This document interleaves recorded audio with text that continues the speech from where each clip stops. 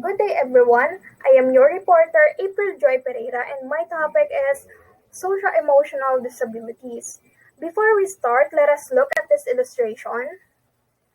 As you can see on the upper part, there are disabilities, different kind of disabilities, while on the lower part is still there is a disability. What does it imply? Some disabilities can be easily seen, such as being handicapped, inability to walk, or incomplete physical features, but disability can also be invisible. Not because someone looks like the others or looks normal does not mean that he or she is doing completely fine. So I recommend everyone to please be sensitive, as we don't know what the other person is trying to survive, okay? I also want everyone to listen carefully, as I find my topic really important, especially in this kind of modality, because some of us are already showing symptoms without us actually knowing, okay? So let's proceed. Social-emotional disabilities has a lot of terminologies. It can be emotional and behavioral disorder, social-emotional disorder, emotional disturbance, or emotionally challenged. But social-emotional disability is much known as emotional and behavioral disorder. Okay? Students with this kind of disability are more likely to live in a single-parent homes, foster homes like DSWD, or other non-traditional living situations. There are two categories of socio-emotional disorder, or EBD. It is internalizers, such as anxiety disorder. They have been diagnosed with this kind of disorder. Mood disorder, or having a poor self-esteem. While externalizers, their disorder takes place on the outside or externally, like having a behavior that is disruptive to the classroom. Okay.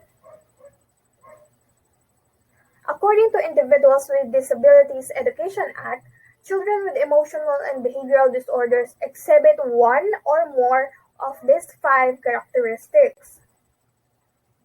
Number 1, inability to learn that cannot be explained by intellectual, sensory, or health factors. Their disability is beyond their intellectual, their cognitive capacity, their senses, and their health.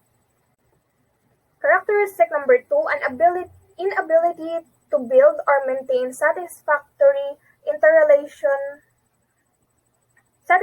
interpersonal relationship with peers and teachers.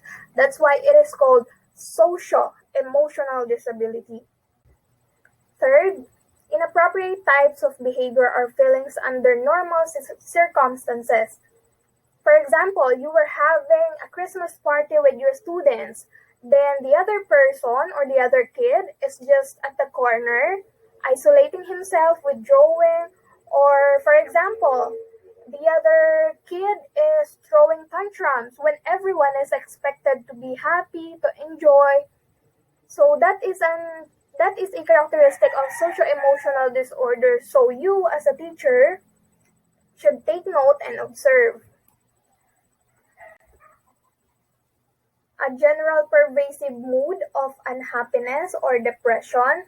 This characteristic can lead to a low performance level of the learner, and a tendency to develop physical symptoms or fear. But come to think of it, these 5 characteristics can be also portrayed by a simple student, by a student without EBD. However, students with EBD, their behaviors continues over a long period of time. Their behavior signals that they are not coping with their environment nor peer. Under the umbrella term of emotional and behavioral disorders, there can be found 2 major categories: psychiatric disorders, which are the internalizers, and behavioral disabilities, which are the externalizers. Let us talk about psychiatric disorders.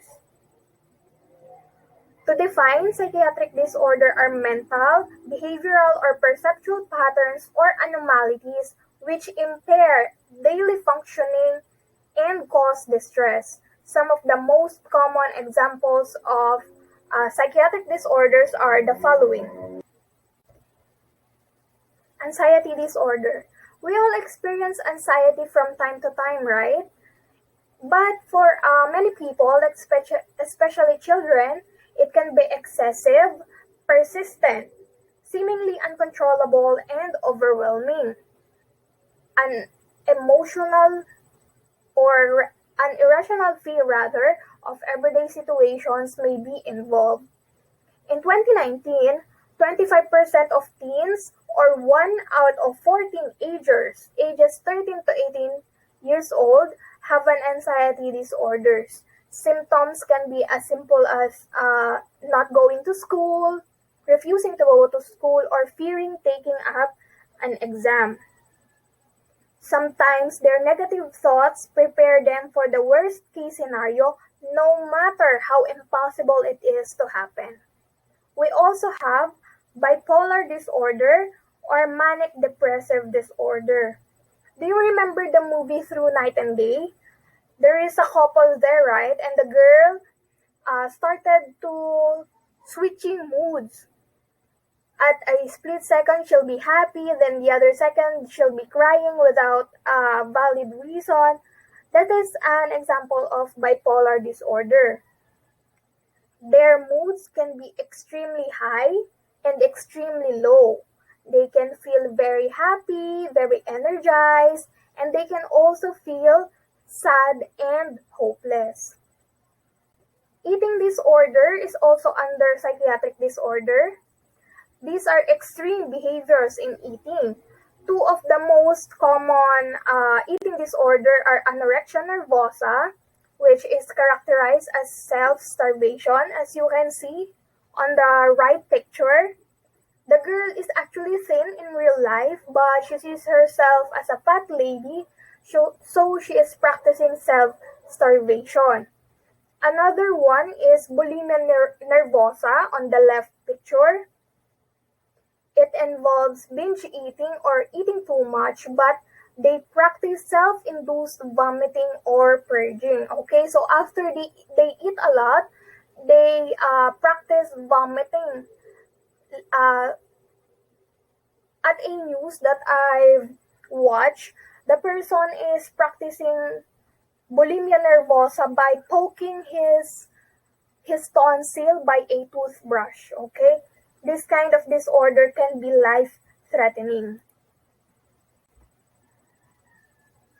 Obsessive compulsive disorder or OCD. It is considered as an anxiety disorder but is characterized by obsessions and compulsions. Obsessions are recurrent and unwanted thoughts, while compulsions are repetitive behavior. As you can see on my example, the person is repeatedly clicking the switch. For them, doing this will release or will give them temporary relief, and not performing these so-called rituals will increase their anxiety. The last one for psychiatric disorder is psychotic disorder. It is an umbrella term for severe mental disorders.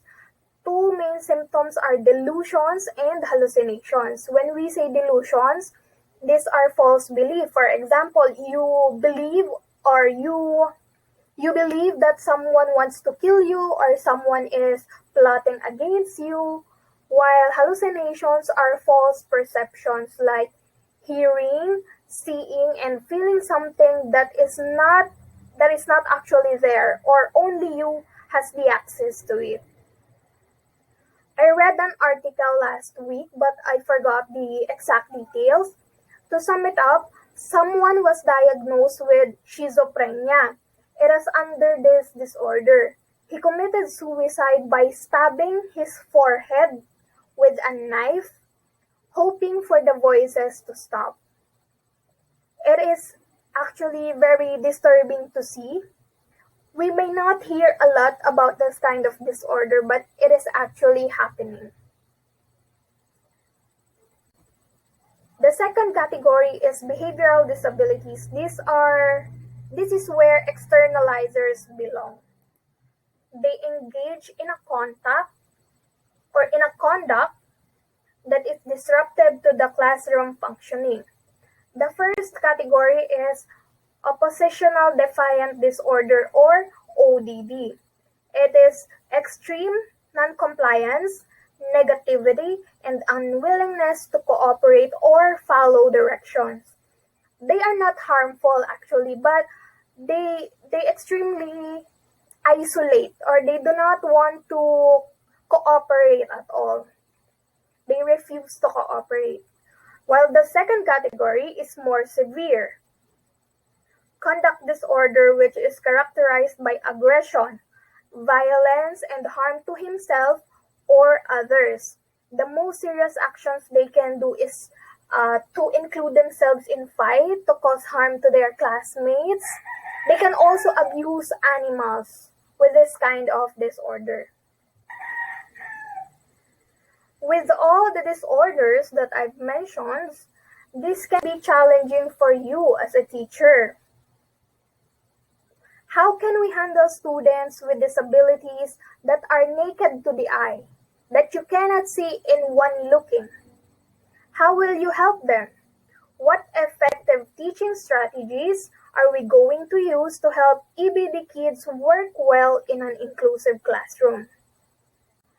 First, let us reward them with positive behaviors. Most students with EBD tend to take discipline as a personal attack, and because of this, they often learn very little from it. Try to celebrate successes of these students. Instead of reprimanding them, you can give them positive feedback like as simple as good job April, or very good April. Upon doing that, they start to see that there is a positive benefit for good behavior. They will then see you as an ally, then an adversary, and this will in turn motivate them